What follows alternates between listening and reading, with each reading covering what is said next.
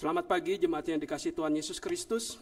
Bila memerlukan informasi atau ingin menjadi anggota jemaat, silakan menghubungi kantor gereja dengan nomor WA 0823 2169 4727. Kebaktian umum dan perjamuan kudus GKI Gatot Subroto pada hari Minggu tanggal 7 Januari 2024 akan dilayani oleh Pendeta Nadia Dewi Natalia. Perjamuan kudus rumahan. Bagi jemaat yang ingin mengikuti perjamuan kudus tetapi tidak dapat hadir dalam kebaktian karena sakit, dapat menghubungi admin GKI Gatot Subroto di 082 3216 94727 dan memberikan alamat yang akan dilawat. Calon penatua masa pelayanan 2024-2027. Setelah didoakan bersama dan dipertimbangkan dengan seksama calon-calon yang diajukan oleh jemaat, maka telah dipilih saudara-saudara yang namanya tercantum di bawah ini sebagai calon penatua, yaitu yang pertama Saudara Andrea Kurnia Purnayoga, kemudian yang kedua Bapak Kriswanto Adi, dan yang ketiga Ibu Rialisna Silalahi. Apabila ada jemaat yang belum dapat menerima calon-calon tersebut karena alasan-alasan yang berdasarkan Alkitab dan tata gereja atau tata laksana GKI, diharapkan dapat menyampaikan pernyataan keberatan berikut alasan-alasannya secara tertulis kepada majelis jemaat sebelum hari Minggu tanggal 28 Januari 2024 agar masalahnya dapat dipertimbangkan dan diputuskan secara gerejawi. Demikian warta hari ini, kita akan memulai kebaktian hari ini.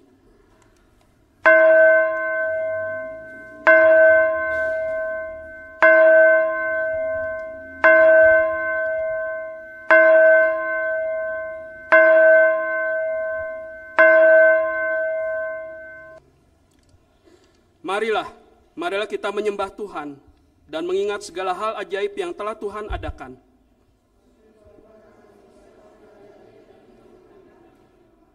Marilah kita menyembah Tuhan dan mengingat segala hal ajaib yang telah Tuhan adakan.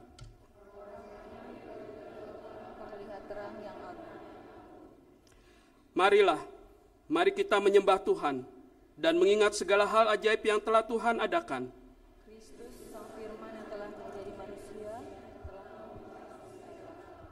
Jadikan kita pewaris atas janji keselamatan yang Allah nyatakan melalui firman-Nya. Marilah kita menyembah Tuhan. Sebab Ia telah melakukan hal ajaib dan akbar. Jemaat kami undang berdiri.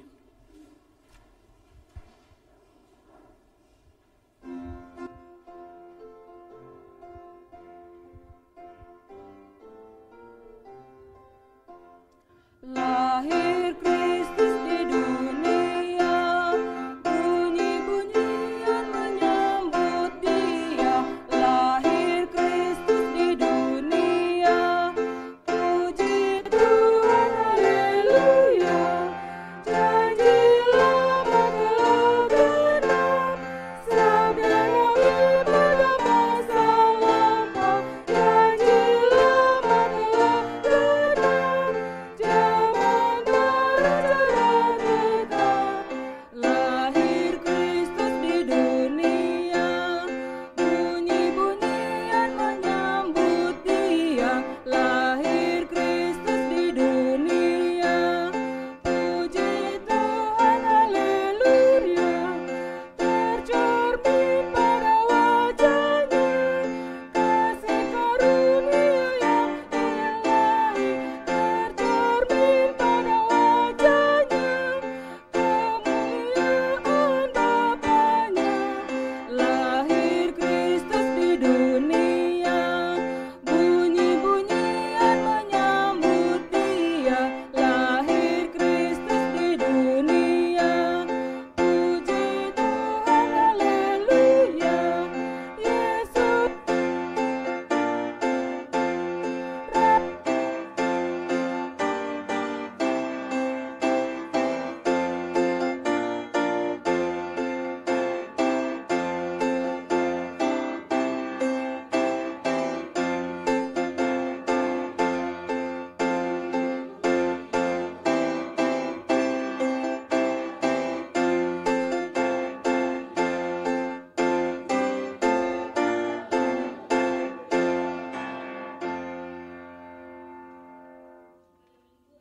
ini kita nyatakan dengan wujud syukur dan puji-pujian kepada Tuhan.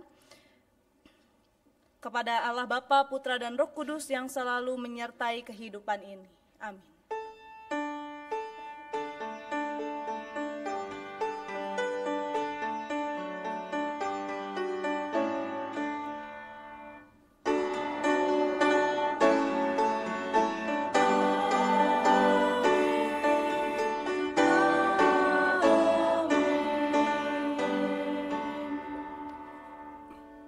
Damai dan sukacita dan harapan akan kedatangan Sang Firman yang menaungi kehidupan manusia, kasih Allah menyertai saudara.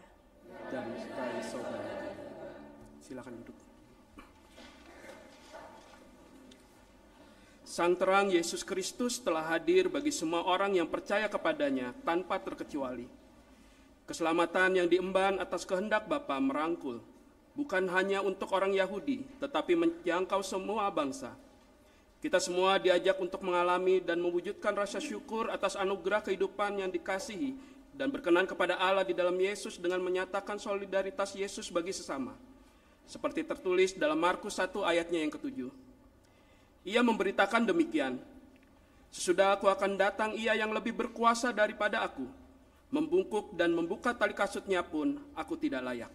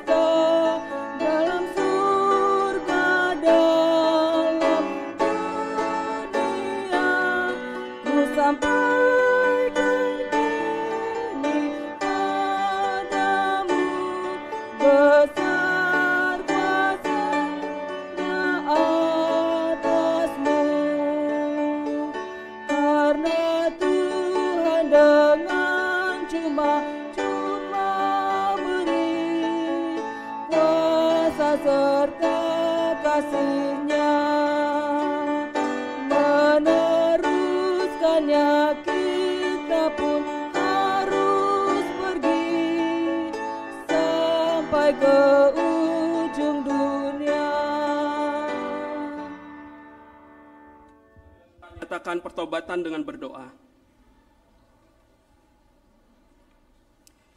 Ya Allah, di tengah rasa syukur kami atas penggenapan janji keselamatan yang telah genapi melalui kehadiran anak-Mu Yesus Kristus, Sang terang yang menghalau kegelapan dunia, kami sadar bahwa kami pun setelah menerima keselamatan daripada-Mu dan menjadikan diri kami sebagai cerminan terang-Mu. Namun seringkali kami menutupi terang itu dan menyimpan untuk diri sendiri. Bahkan kami berbuat dan bertindak seolah-olah kami yang bersinar di hadapan sesama, sehingga terang-Mu tidak terlihat. Kami menyalahgunakan terang yang semestinya digunakan untuk menerangi jalan orang lain menuju padamu. Namun yang terjadi adalah kami menghakimi, mencemooh, dan tidak peduli saat orang lain hilang arah dalam kegelapan dunia ini. Untuk itu kami memohon pengampunan-Mu ya Allah, agar kami dilayakkan tetap dapat menerima terang-Mu. Di dalam nama Tuhan kami Yesus Kristus, Sang Terang, kami berdoa. Amin.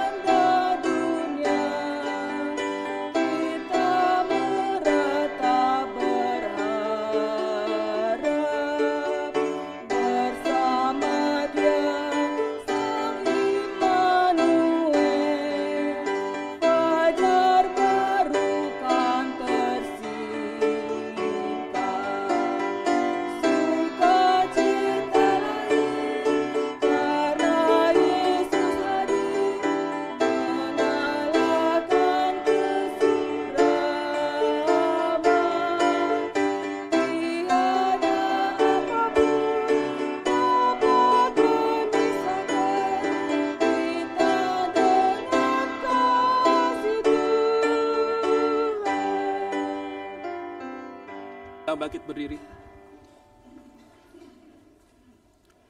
Marilah kita dengarkan berita sukacita dari Efesus 3 ayat yang ke-12. Di dalam Dia kita beroleh keberanian dan jalan masuk kepada Allah dengan penuh kepercayaan oleh iman kita kepadanya. Di dalam Kristus engkau telah diampuni. Damai Kristus bagimu.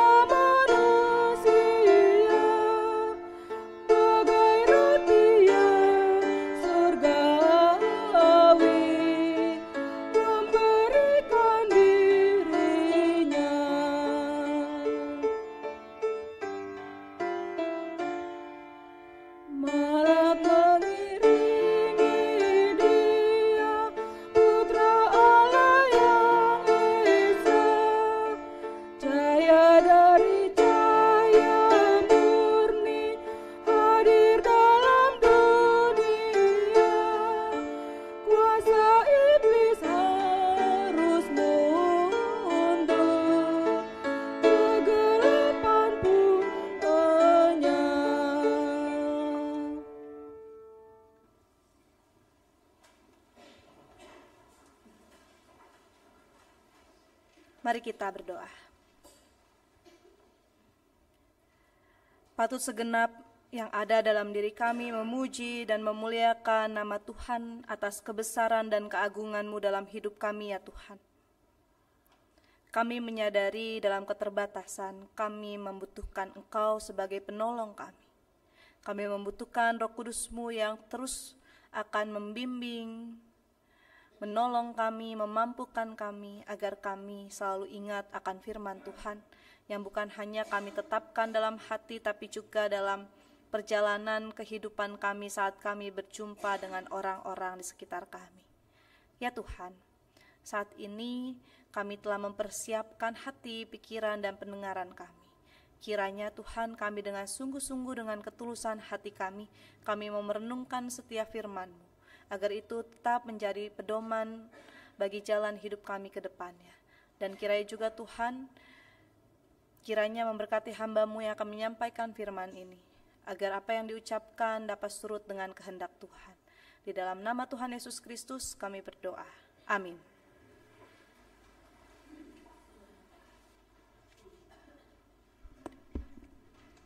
Bacaan pertama diambil dari Kejadian 1 ayat 1 sampai dengan ayat yang ke-5. Pada mulanya Allah menciptakan langit dan bumi. Bumi belum berbentuk dan kosong. Gelap gulita meliputi samudera raya, dan roh Allah melayang-layang di atas permukaan air. Berfirmanlah Allah, jadilah terang, maka terang pun jadi.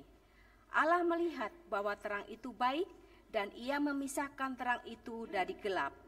Allah menamai terang itu siang dan gelap itu malam.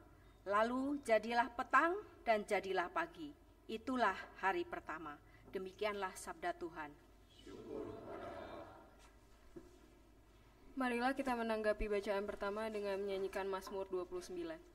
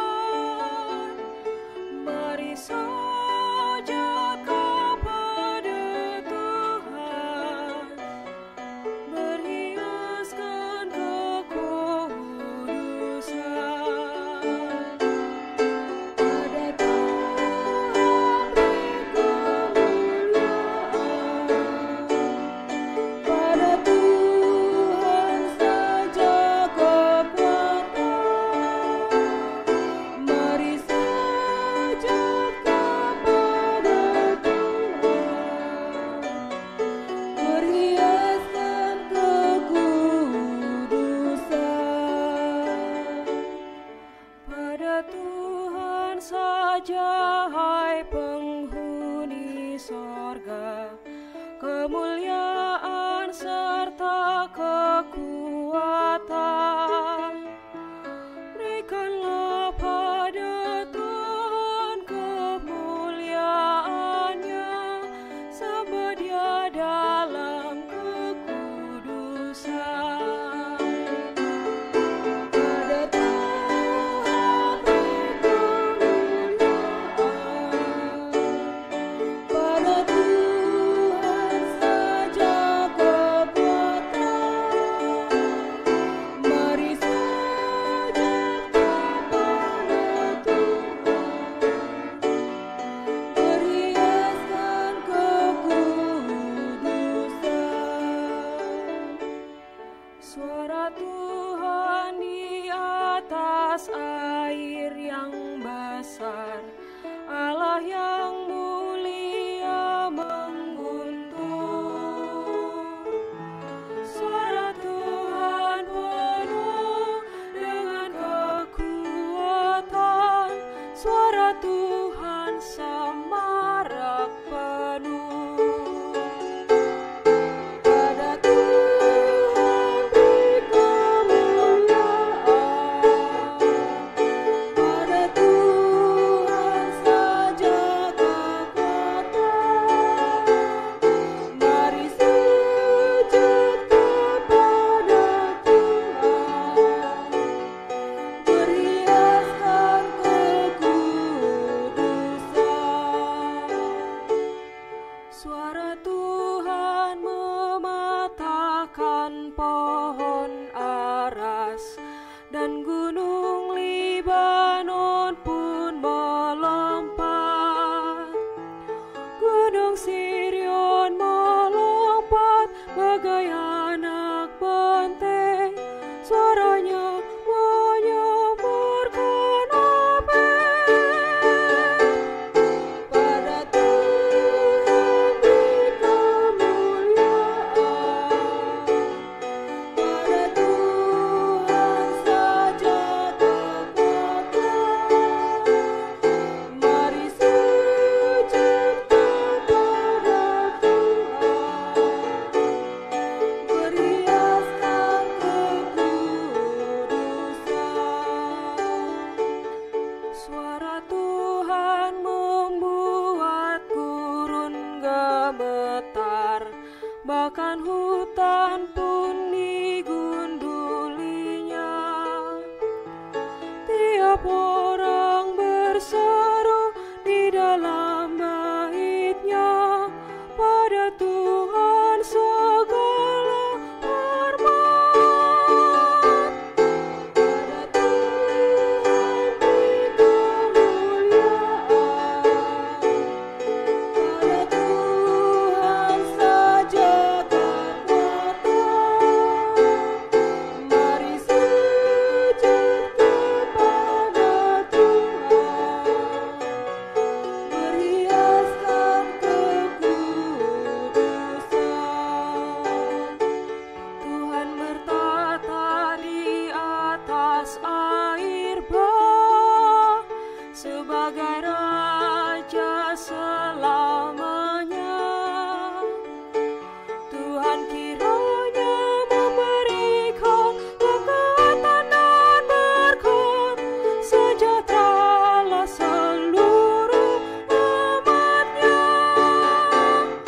Pada Tuhan beri kemuliaan,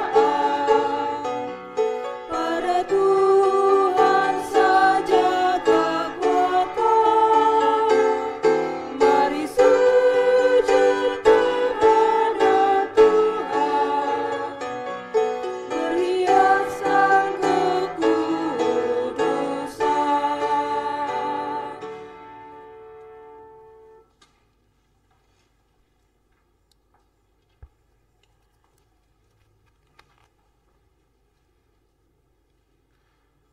Bacaan kedua diambil dari Kisah Para Rasul 19 ayat 1 sampai dengan ayat yang ke-7. Lembaga Alkitab Indonesia memberi judul Paulus di Efesus. Ketika Apolos masih di Korintus, Paulus sudah menjelajahi daerah-daerah pedalaman dan tiba di Efesus. Di situ didapatinya beberapa orang murid. Katanya kepada mereka, "Sudahkah kamu menerima Roh Kudus ketika kamu percaya?" Tapi mereka menjawab dia, "Belum. Bahkan kami belum pernah mendengar bahwa ada Roh Kudus."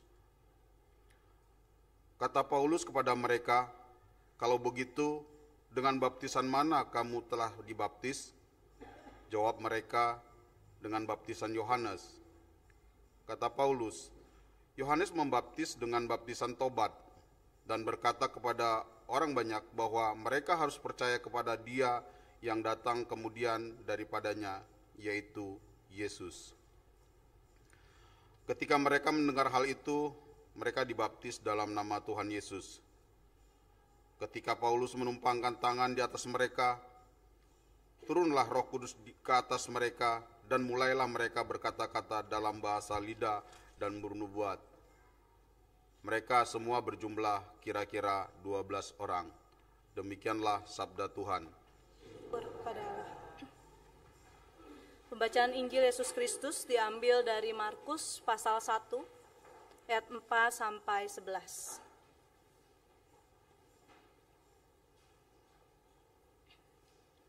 Demikianlah Yohanes Pembaptis tampil di padang gurun dan memberitakan baptisan tobat untuk pengampunan dosa. Maka berdatanglah kepadanya orang-orang dari seluruh daerah Yudea dan semua penduduk Yerusalem, dan sambil mengaku dosanya mereka dibaptis olehnya di sungai Yordan. Yohanes memakai jubah bulu unta dan ikat pinggang kulit, dan makanannya belalang dan madu hutan. Ia memberitakan demikian, "Sesudah aku akan datang lagi, Ia yang lebih berkuasa daripada aku. Membungkuk dan membuka tali kasutnya pun aku tidak layak. Aku membaptis kamu dengan air, tetapi ia akan membaptis kamu dengan Roh Kudus." Pada waktu itu datanglah Yesus dari Nazaret di tanah Galilea, dan ia dibaptis di sungai Yordan oleh Yohanes. Segera sesudah keluar dari air, ia melihat langit terkoyak dan roh seperti burung merpati turun di atasnya. Lalu terdengarlah suara dari surga, "Engkaulah anakku yang terkasih, kepadamulah aku berkenan." Demikianlah Injil Tuhan Yesus Kristus. Berbahagialah mereka yang mendengarkan firman Tuhan dan memeliharanya. Haleluya.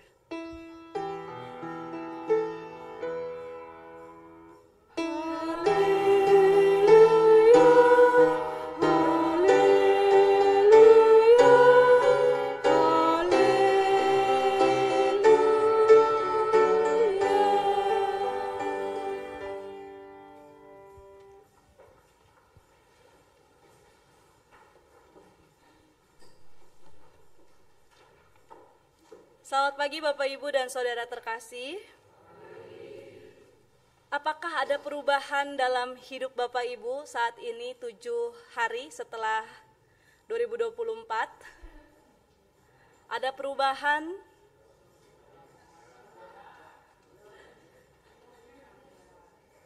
Umurnya nambah, badannya nambah, keluarganya nambah ya Bapak Ibu ya. Semua bertambah, dan semua dunia ini pun berubah, lebih maju. Kalau dulu katanya kita ada di revolusi 4.0, sekarang menuju 5.0 gitu ya. Wah, teknologi semakin canggih. Bapak Ibu, gadget aja setahun berapa kali ganti gitu ya, dengan merek-merek tertentu gitu ya. Setahun bisa 2-3 kali. Nah, kira-kira hidup kita berubah nggak tuh Bapak Ibu mengikuti arus zaman, mengikuti arus teknologi, atau mengikuti arus iman? Perubahannya nih kemana nih hidup kita ini? Hidup ini berubah terus gitu ya. Setiap saat per detiknya berubah, pergerakan kita aja berubah gitu ya. Dari sini ke sini, lalu ke atas, ke bawah gitu ya. Semuanya berubah, nggak ada yang berhenti. Begitu juga dengan kasih Allah. Kasih Allah tidak pernah berubah. Kan dunia ini berubah, kok kasih Allahnya nggak berubah? Gimana nih menurut Bapak Ibu? Ada yang salah? Atau memang begitu pada dasarnya? Memang begitu pada dasarnya kebenarannya, dunia bisa berubah, manusia bisa berubah, tapi kasih Allah nggak pernah berubah. Makanya semua orang dikasihi, tidak ada yang tidak dikasihi. Semua orang dikasihi, tidak ada yang tidak dikasihi. Perampok, pencuri, koruptor dikasihi nggak menurut Bapak Ibu? Kasihi ya, karena tadi kalimatnya semua orang, tidak ada yang tidak dikasihi. Kita semua dikasihi sama Tuhan. Apapun pekerjaannya, apapun tindakannya gitu ya, apapun sifatnya, kita semua dikasihi. Cuma yang menjadi berbeda adalah apakah kita yang dikasihi ini berkenan di hadapan Tuhan. Bedanya hanya pada kata berkenan. Berkenan kepada Tuhan. Jadi gimana supaya kita berkenan di hadapan Tuhan yang dikasihi ini? Respon kita hanya satu, yaitu melalui pertobatan. Yohanes Pembaptis di padang gurun mengatakan seruan pertobatan. Kerajaan surga sudah dekat gitu ya. Dan ia memanggil setiap kita untuk dibaptis dalam arti pertobatan. Kita semua sudah dibaptis. Kita semua sudah menyatakan iman kita kepada Yesus Kristus sebagai Tuhan dan Juru Selamat. Dan baptisan Yohanes adalah baptisan pertobatan. Lalu apa bedanya dengan baptisan Yesus Kristus yang saat itu juga ia dibaptis? Bukankah baptisan pertobatan itu adalah baptisan untuk orang berdosa kan? Lalu kenapa Yesus ikutan dibaptis? Bukankah ia tidak berdosa datang ke dunia ini? Menurut Bapak, Ibu, dan saya, kira-kira kenapa sih Yesus mau ikut dibaptis di Sungai Yordan pada waktu itu? Kira-kira menurut pengalaman iman Bapak Ibu.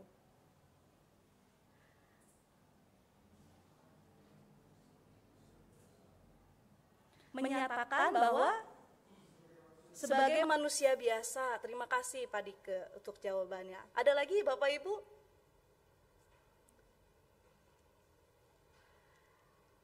Dia Allah, anak Allah gitu ya. Kenapa dia ikut-ikutan dibaptis? Ya karena satu alasannya. Satu alasannya adalah ia mau menggenapi. Yesus datang untuk menggenapi setiap hukum Taurat. Tuhan Yesus ikut dalam baptisan Yohanes untuk menggenapi perkataan Yohanes. Bahwa setelah aku akan datang, ia yang lebih berkuasa. Jadi Yohanes bukan apa-apa. Tapi setelah aku nih, ada yang datang lebih berkuasa. Dan baptisan yang Yesus lakukan adalah bentuk solidaritas dirinya kepada umat yang berdosa, kepada kita yang berdosa. Ia mau ikut memberikan contoh. Nih meskipun gua nggak salah, gua mau bertobat nih, gua mau memperbaiki diri. Ayo kalian yang punya salah, datang yuk. Ikutan dibaptis dalam arti yuk bertobat. Dan baptisan dengan cara apapun juga sah. Yang penting dengan air gitu ya. Airnya mau dari air manapun gitu ya. Kalau kita mengimani Yesus Kristus sebagai Tuhan dan diri kita mau dibaptis, itu sah. Jadi bukan lagi, wah berarti percik gitu ya, salah nih harus diselam gitu ya. Seperti kan arti baptisan, baptiso itu kan menyelami. Berarti yang dipercik enggak sah, enggak. Kita bukan ribut soal bagaimana cara kita dibaptis lagi. Tapi kita akan meributkan bagaimana cara kita mengimani baptisan pertobatan itu. Bukan lagi caranya, yang ini benar atau ini salah. Enggak lagi. Itu udah pembahasan yang klasik, yang zaman dulu gitu ya. Sekarang pembahasannya adalah bagaimana kita memaknai baptisan itu. Apakah baptisan yang sudah kita terima waktu kecil dan dewasa, kita maknai sebagai pembaruan hidup kita. Sebagai pembaharuan hidup kita yang sungguh-sungguh di hadapan Tuhan. Kita memasuki ini, kita sudah masuk 2024. Apakah setiap kita yang telah dibaptis telah membaharui hidupnya dalam Kristus? Kembali mengembalikan hubungan semula dengan Allah yang sudah rusak. Kalau mengingat zaman dulu seperti umat Israel, mereka kembali ke padang gurun untuk dibaptis oleh Yohanes Pembaptis. Mereka mau melepaskan segala keangkuhan, kesombongan sebagai umat yang istimewa. Kan bangsa Israel gitu ya, pegangannya adalah umat istimewa, perjanjian nih. Umat yang sangat dikasihi, berarti umat yang lain enggak. Kita yang bukan keturunan Israel berarti enggak. Enggak begitu lagi. Tapi saat ini bagi setiap orang yang percaya, yang mau berkenan di hadapan Allah, maka kita harus melepaskan keangkuhan, kesombongan, dan menganggap diri kita ini istimewa karena sudah diselamatkan dengan cuma-cuma itu. Dan siap sedia menanggalkan segala sesuatu yang tak berkenan di hadapan Tuhan. Hidup baru, tahun yang baru, suasana yang baru. Perjalanan hidup yang baru. Tapi diri kita masih yang sama nih. Nadia yang sama seperti tahun-tahun sebelumnya gitu ya. Tapi yang berbeda apanya? Sikapnya, pribadinya, perkataannya, pekerjaannya.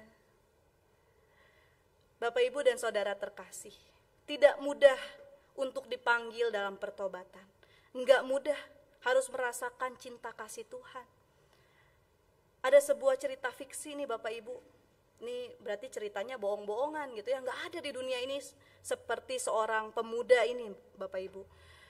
Dia terkenal sebagai pemuda yang sombong, angkuh. Dia tidak percaya sama Tuhan. Dia hanya mengatakan gini, aku ada sampai saat ini karena kekuatan dan kemampuan diriku sendiri, katanya. Hal itu terjadi karena proses hidupnya yang ia rasakan. Dulu, dia adalah seorang yang diremehkan orang. Dia terus disakiti, sampai ia bertekad untuk membalas dendam kepada semua orang yang memperlakukan dia dengan buruk. Dengan tekadnya, akhirnya dia sukses dan menjadi seorang yang pekerja keras, tangan besi gitu ya. Orang yang kejam dipandang oleh bawahan-bawahannya. Singkat cerita Bapak, Ibu, dan saudara, suatu hari dia mengalami momen yang mengubah hidupnya. Orang ini bertemu dengan laki-laki tua yang menyelamatkan hidupnya dari sebuah kecelakaan di tempat kerja. Ceritanya dia lagi berdiri nih Bapak Ibu, lalu dari atas nih, tempat proyek gitu ya, ada balok-balok kayu yang mau menghantam dirinya. Tapi pria tua itu menolong dirinya.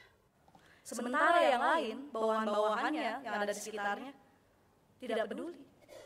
Bahkan ada yang mengatakan, baguslah ya kalau celaka.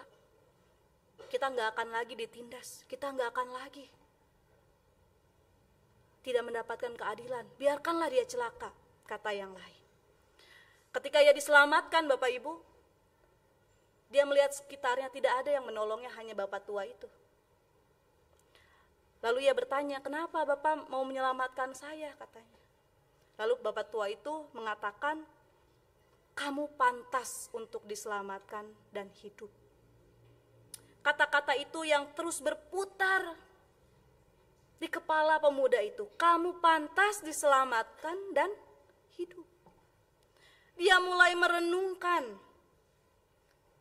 setiap hidupnya, perilaku kepada orang-orang lain gitu ya. Ia memahami dampak buruk dari perbuatannya dan kesalahannya yang telah ia lakukan. Ia menangis sejadi-jadinya ketika ingat perkataan, kamu pantas diselamatkan. Tanpa ragu ia memutuskan untuk merubah hidupnya. Dia melakukan pertobatan dengan sungguh-sungguh. Dengan pertama-tama ia minta maaf. Sebagai atasan ia mau minta maaf sebagai bentuk pertobatan dirinya. Lalu yang kedua, ia mulai merubah perkataannya, sudah enggak kasar, perbuatannya sudah mulai baik hati gitu ya, ngasih bonus gitu kan. Bapak, Ibu, dan saudara, kita melihat dari kisah pemuda ini gitu ya, diubah 180 derajat dengan satu peristiwa yang besar dalam hidupnya. Kalau tanpa orang tua itu, ia mungkin tidak ada di dunia. Di titik ini kita mau melihat bahwa apakah pertobatan harus kita lakukan setelah ada peristiwa besar dalam hidup kita? Apakah kita menunggu untuk bertobat kalau kita udah kehilangan, kita sudah ketinggalan? Apakah dengan kesadaran saat ini bahwa segala sesuatu yang besar belum terjadi, tapi saya mau berbalik kepada Tuhan? Awal tahun kita diajak untuk bertobat, berbalik. Tidak harus ada peristiwa besar baru kita ingat Tuhan. Tapi melalui setiap peristiwa kecil kita diingatkan. Yuk, serahkan hidup kita kepada Tuhan. Yuk kita percaya sama Tuhan yang gak pernah berubah dulu sampai sekarang. Bagaimana hidup kita yang saat ini mau kita maknai dengan penuh sungguh-sungguh. Sebagai bentuk ucapan kita mau menyatakan komitmen untuk menjadi orang yang taat dan setia dalam mengikuti Tuhan. Karena hanya itulah kunci untuk berkenan di hadapan Tuhan. Hanya itulah kunci untuk berkenan di hadapan Tuhan, taat dan setia kepadanya. Baptisan kita yang saat ini kita sudah terima, Bapak, Ibu, dan Saudara, menjadi sebuah awal komitmen kita untuk bertekad, melakukan. Jadi bukan hanya sekedar komitmen, tapi ada usaha yang dilakukan. Tanpa usaha itu, perkataan saja nggak jalan. Niatnya nggak akan muncul. Niatnya nggak ada lagi. Dan disinilah kita mau bersama-sama mewujudkan komitmen itu. Kita nggak sendiri. Ada komunitas, ada keluarga, ada banyak orang-orang terkasih yang akan mengingatkan kita. Hanya diri kita yang bisa berubah. Diri kita yang dapat mengubah hidup kita ya Bapak Ibu ya. Orang lain nggak bisa merubah. Tapi orang lain bisa membantu, mengingatkan kita untuk berubah. Seperti Bapak tua tadi yang menolong sang anak muda. Perkataannya cuma simpel gitu ya. Kamu pantas diselamatkan. Tapi itu mengubah hidup seseorang. Dan saat ini mungkin kita pun akan menjadi pria-pria tua itu yang menolong orang lain untuk berubah. Menolong sesama kita. Yang berkenan di hadapan Tuhan, apa yang dilakukan ya sesuai dengan apa yang Tuhan mau kan? Seperti orang tua mengharapkan anaknya untuk mengikuti segala aturan mainnya orang tua nih gitu ya. Seperti seorang anak kecil nih Bapak Ibu yang di rumahnya meskipun ia kecil, keterbatasan gitu ya, tidak bisa ngangkat yang kuat, tapi dengan sukarela anak ini mau membereskan rumah. Anak ini mau nyapu, anak ini mau membersihkan dapur meskipun ada piring pecah gitu ya. Tapi sang ibu tetap bersuka cita karena anak ini mau berinisiatif dengan tulus membantu. Kita pun begitu di hadapan Tuhan. Komitmen usaha yang dilakukan kecil meskipun tidak sempurna tapi dilakukan konsisten setiap hari. Perubahan itu nyata dalam diri kita. Hari pertama, tanggal 1 berubah, tanggal 2, tanggal 3, tanggal 4, dan seterusnya. Sekarang tanggal 7, besok tanggal 8, ada perubahan sifat kita, perubahan karakter kita, dan juga perubahan iman kita. Iman kita harus semakin bertumbuh ke atas dan melebarkan ranting-rantingnya ke samping. Bukan menjadi ke dalam dan layu dan mati. Kita diajak sebagai orang yang dikasihi Tuhan, kita diajak untuk menjadi umat Tuhan yang mau melebarkan ranting-rantingnya kepada sahabat-sahabat kita yang belum merasakan cinta kasih Allah. Karena melalui setiap tindakan kecil itu, hubungan kita, saya, Bapak Ibu sekalian, dan saudara-saudara dengan Tuhan akan pulih perlahan-lahan. Upaya saya dan Bapak Ibu untuk menjadi dan melakukan apa yang Tuhan inginkan.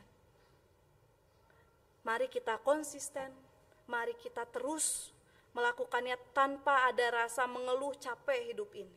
Seperti pemuda tadi, tanpa ragu memutuskan, saya mau berubah. Tidak ada yang salah dalam hidup ini Bapak Ibu. Hanya caranya saja yang keliru. Tidak ada pemikiran yang salah, hanya kurang saja penempatannya. Tidak ada pendapat yang salah. Tapi ada juga kan pendapat yang keliru. Kalau kita kurang pengalaman. Kalau kita kurang melihat segala sesuatunya dari sudut pandang yang baik, dari kacamata yang baik, semuanya tidak akan terlihat baik. Tapi saat ini kita diajak untuk melihat segala sesuatunya baik dalam perubahan-perubahan yang akan kita nyatakan dalam kehidupan kita. Meskipun Bapak Ibu, keadaan udara dingin, mulai kekeringan, tapi jangan biarkan hidup kita ini dingin dan kering. Terus nyalakan Kristus dalam hidup kita. Terus nyalakan Roh Kudus untuk membimbing kita agar kita bisa membasuh diri kita secara harafiah. Membasuh dengan bersih tubuh kita dan menandakan bahwa bersama dengan komunitas kita mau bersama-sama berkomitmen. Membersihkan, memperbaiki diri dan terus berjalan, tidak berhenti. Agar kita terus dikasihi dan berkenan kepada Allah. Apakah Bapak, Ibu, dan saya siap, bertekad, dan berkomitmen agar terus berkenan di hadapan Tuhan sampai Tuhan datang pada saatnya. Amin.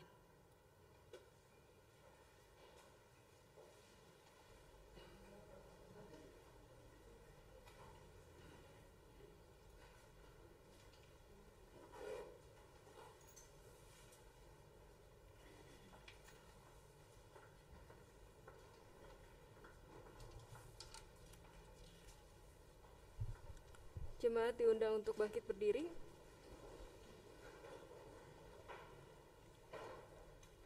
Marilah bersama dengan gereja ekumenis kita membarui iman percaya kita dengan mengucapkan pengakuan iman yang kita berdasarkan dengan mengucapkan pengakuan iman rasuli demikian. Aku percaya kepada Allah, Bapa yang Maha Kuasa, Khalik langit dan bumi, dan pada Yesus Kristus, anaknya yang tunggal Tuhan kita, yang dikandung daripada Roh Kudus, lahir dari anak darah Maria, yang menderita sengsara di bawah pemerintahan Pontius Pilatus, disalibkan, mati dan dikuburkan, turun ke dalam kerajaan.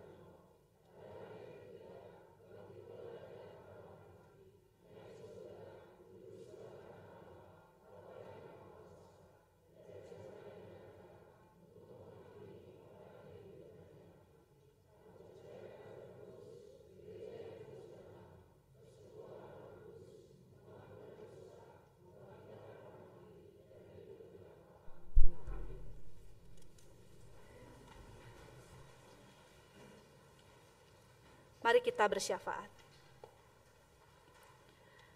Ya Bapa, kami sangat bersyukur bahwa Engkau sungguh sangat mengasihi kami. Sebagai respon ucapan syukur kami Tuhan, kami mau melayakkan diri kami mau terus memperbaiki diri kami terus mau berusaha berkomitmen dan konsisten dalam menjalani hidup ini agar terus berkenan di hadapan Allah. Ya Bapa, sesama saudara seiman, kami membutuhkan satu dengan yang lainnya. Kami mau saling tolong-menolong, kami mau saling mendoakan, kami mau saling bahu-membahu Tuhan, agar tidak ada satupun yang tertinggal. Kami mau bersama-sama bertumbuh dalam iman kami kepadamu ya Bapa. Dan pada saat ini juga Tuhan, kami mau berdoa bagi setiap saudara-saudara kami yang saat ini masih terus berjuang melawan sakitnya. Dalam masa pemulihan mereka Tuhan, kami yakin dan percaya kuasa Tuhan bersama dengan mereka, penyertaan kasih sayang-Mu bersama dengan mereka. Kiranya saudara-saudara kami boleh merasakan kasih Tuhan. Kami mau berdoa untuk Ibu Mary, kami mau berdoa untuk Ibu Limlinyo, kami mau berdoa untuk Saudari Siani, kami mau berdoa untuk Ibu Konstantia, kami mau berdoa untuk Bapak Charles, kami mau berdoa untuk Ibu Linawati, kami mau berdoa untuk Ibu Mayang, kami mau berdoa untuk Ibu Melawati, kami mau berdoa untuk Ibu Sinta, kami mau berdoa untuk Penatua Eko. Kiranya Tuhan dalam masa pemulihan mereka terus berjuang dan menyerahkan diri mereka ke dalam tangan kasih-Mu saja. Karena kami yakin dan percaya melalui Yesus Kristus pemulihan terjadi. Kami juga Tuhan berdoa bagi keluarga mereka yang senantiasa merawat, mendukung, dan hadir dalam setiap proses pemulihan mereka. Kiranya Tuhan yang memberikan kesehatan, kekuatan, Tuhan juga cukupkan segala sesuatu yang mereka butuhkan dalam pengobatan. Dan kiranya Bapa, kami juga boleh bersama-sama mendukung mereka dan menguatkan mereka dalam setiap doa kami. Kami juga Tuhan mau berdoa bagi keluarga kami. Kami mau berdoa bagi hubungan orang tua dan anak, bagi adik dan kakak, suami, istri, bagi mertua dan menantu, bagi saudara-saudara sekalian Tuhan. Kiranya sebagai sebuah keluarga kami boleh semakin kompak. Kami boleh juga menjadikan Tuhan terus menjadi kepala atas rumah tangga kami. Jangan biarkan pertengkaran, permusuhan ada dalam keluarga kami. Kami mau berdoa untuk anak-anak kami yang saat ini Tuhan sedang bersekolah, anak-anak kami yang saat ini berjuang menyelesaikan tugas akhirnya, bagi anak-anak kami yang saat ini sedang mencari pekerjaan dan sedang bekerja Tuhan, kiranya Engkau yang terus mengingat mereka, kiranya mereka pun dapat terus mengingat dan mengandalkan Tuhan dalam proses yang saat ini mereka jalankan. Biarlah ketaatan ada selalu pada mereka Tuhan, kiranya kesetiaan kepadamu ada pada mereka. Dan kami yakin dan percaya Tuhan, Engkau telah menetapkan mereka di mana Tuhan mau mereka berkarya. Kami juga Tuhan mau berdoa bagi gerejamu, jemaatmu GKI Gatot Subroto, dalam setiap program, dalam setiap kebersamaan, dalam setiap persekutuan, kiranya kami boleh berdampak dan menjadi berkat bagi saudara-saudara di sekitar kami. Dan kiranya juga Tuhan dalam pergumulan pembangunan gereja kami, kiranya kami mohon pertolongan Tuhan dalam legalitas, dalam pencarian dana, dalam pemikiran. Kiranya Tuhan tolong kami, perlengkapi kami dengan hikmat dan kebijaksanaan-Mu. Kiranya pergumulan pembangunan ini boleh kami jadikan sesuai dengan kehendak Tuhan. Kami juga mau berdoa Tuhan bagi bangsa dan negara kami, terutama dalam perdamaian dunia kami Tuhan. Engkau tahu saat ini beberapa negara sedang terjadi perang Tuhan, banyak yang terhilang, banyak yang sedih dan terluka. Kami memohon pertolongan Tuhan, kiranya perdamaian terjadi di antara mereka. Dalam bangsa ini juga di Indonesia Tuhan, kiranya peperangan boleh dihentikan, agar tidak ada lagi korban. Kiranya tidak ada lagi Tuhan duka yang melanda saudara-saudara kami di sana. Dan kiranya Tuhan damai sejahtera-Mu juga melingkupi kami masyarakat, agar tidak ikut terprovokasi dalam setiap perang, baik itu ada dalam dunia nyata maupun di sosial media. Dan kiranya juga Tuhan, kami mau berdoa bagi setiap pergumulan kami. Kiranya Tuhan, kami mau menyerahkan pergumulan kami ke dalam tangan kasih-Mu saja. Di dalam nama Tuhan Yesus Kristus kami mau berdoa. Amin. Mari kita ungkapkan syukur dengan memberi persembahan dilandasi dengan firman Tuhan dari Matius 2 ayat 11 demikian. Maka masuklah mereka ke dalam rumah itu dan melihat anak itu bersama Maria ibunya, lalu sujud menyembah dia. Mereka pun membuka tempat harta bendanya dan mempersembahkan persembahan kepadanya, yaitu emas, kemenyan, dan mur.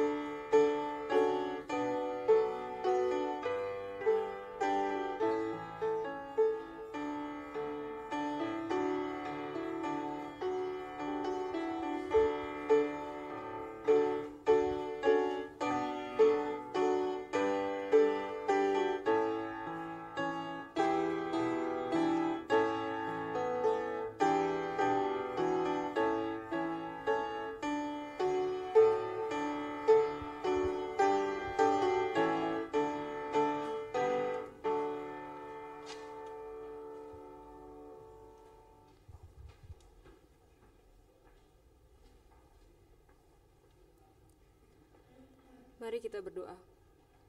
Bapa di surga, terima kasih atas segala berkat, pelindungan, kasih karunia yang Engkau berikan sepanjang kehidupan kami.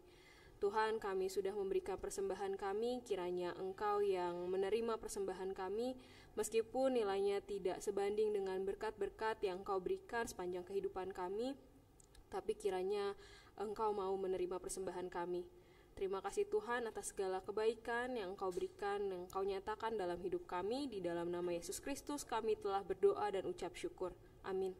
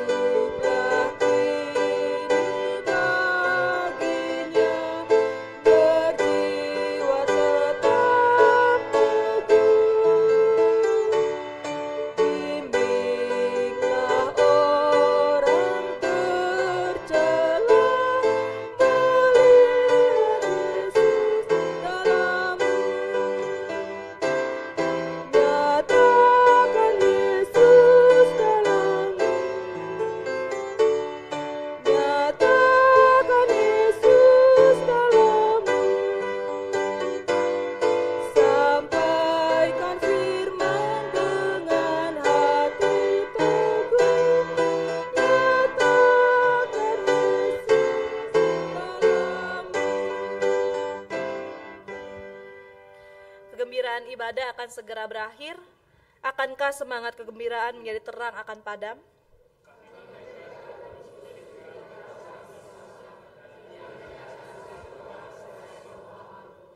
Untuk itu arahkanlah hatimu kepada Tuhan.